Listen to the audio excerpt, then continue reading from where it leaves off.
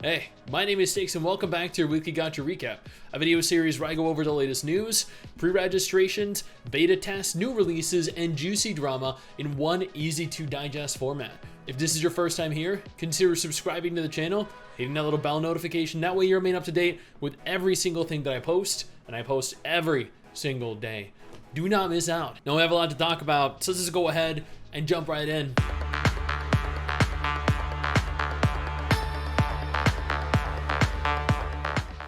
We're going to go ahead and start this off with Snowbreak, which has been documented over on the official Snowbreak subreddit as finally completing their transition. Prior to the update that was released just 2 days ago, they referred to themselves as a 3D sci-fi anime RPG shooter. Now, they refer to themselves as a 3D waifu sci-fi RPG shooter. Yeah, not an anime RPG, now they're a waifu RPG. They're truly embracing everything that they now embody and know exactly what their target audience and demographic is. Additionally, Snowbreak managed to hit the top 1 in Japan on Steam, plus has reached its all-time peak worldwide with their latest event. This is one of the rare instances where a gacha game failed at launch but has continued to progressively get better. And it's all because of the hot waifus that they've been putting in. Infinity Nikki has opened the pre-registration for their upcoming test phase. They're referring to this as the WIM playtest. Recruitment has started as of May 31st. That was yesterday. It ends on June 21st. It doesn't look like they have a definitive launch date for the beta test right now. This test phase is specifically going to be for PC. Seven Knights and Seven Knights Revolution have both announced that they are ending their service. Seven Knights is ending their service on the 22nd of August. Seven Knights Revolution is also ending their service on the 22nd of August. Seven Knights managed to run for almost 10.5 years. Seven Knights Revolution, which is an absolute abomination comparably to Seven Knights, managed to barely survive 2 years, which is a testament to Seven Knights, but also shows you how poorly received Revolution was. Love Live SIF2 Global has shut down after just 4 months. The global version of School Idol Festival 2 Miracle Live is no longer playable and service has been terminated after just 4 months. Yeah. 4. Magia Record is shutting down in July in Japan. Tower Fantasy rolled out version 4.0. I wasn't even aware this happened. I saw nobody discussing it anywhere and no advertising for it whatsoever. However, in a recent video I did, someone was like, hey Stix, how come you haven't covered 4.0 yet? And I was like, it's out? It's out. And yeah. Yeah, there are some people, a few, talking about it. Counterside Global's schedule is going to be accelerated to match the Korean schedule. Kind of makes sense with various different versions of the game shutting down and kind of being consolidated together in the Western, the global version anyway. Before we discuss any additional news though, I want to take a moment here to thank my incredible patrons over on Patreon and my YouTube channel members. It will allow for me to continue to do dedicated videos like this every single day. You guys are phenomenal and I cannot thank you all enough for the support.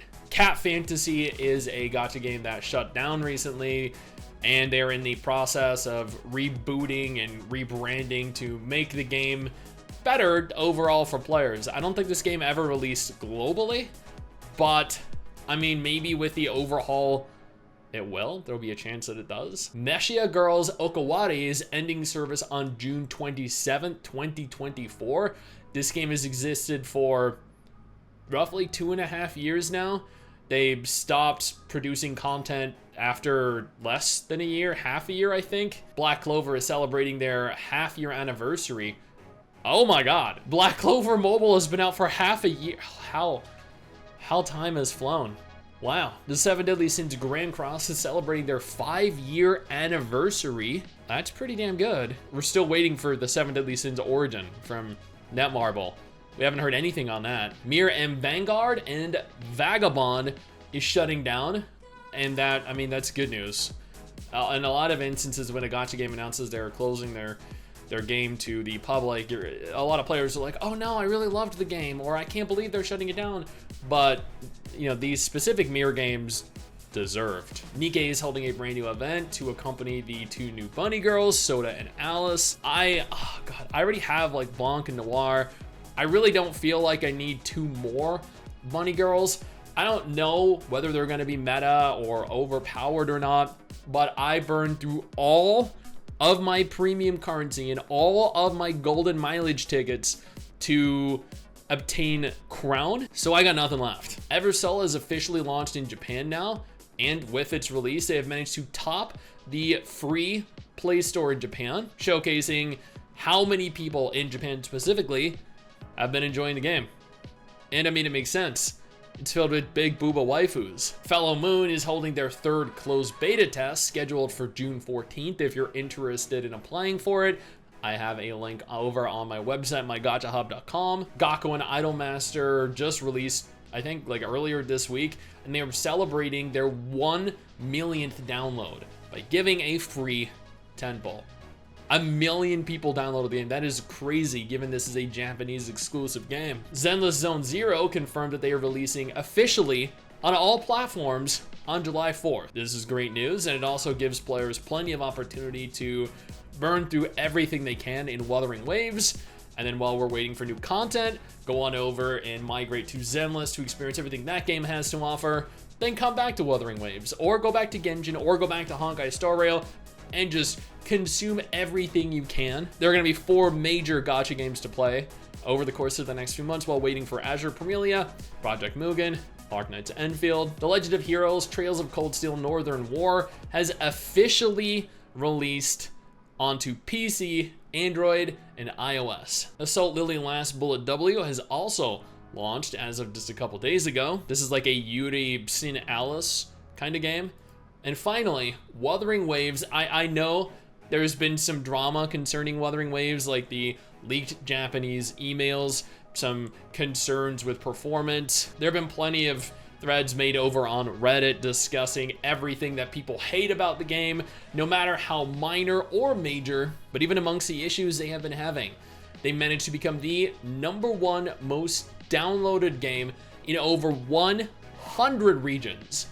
That's phenomenal. That is quite the achievement. Not just that, but several hours from now, just later today, I'm going to be discussing how much they managed to earn over the course of their first week, comparing it to the release of Tower Fantasy, Genshin Impact, Honkai Star Rail, and other major gacha releases over the course of the last few years, to give you guys an idea of how well it's doing. And that is everything. All of the gacha news, releases, pre-registrations, everything that happened in the gacha genre over the last week. If none of this is of any interest to you, though, absolutely no problem. I got you covered with 2 different videos on screen right now. Might be more up your alley.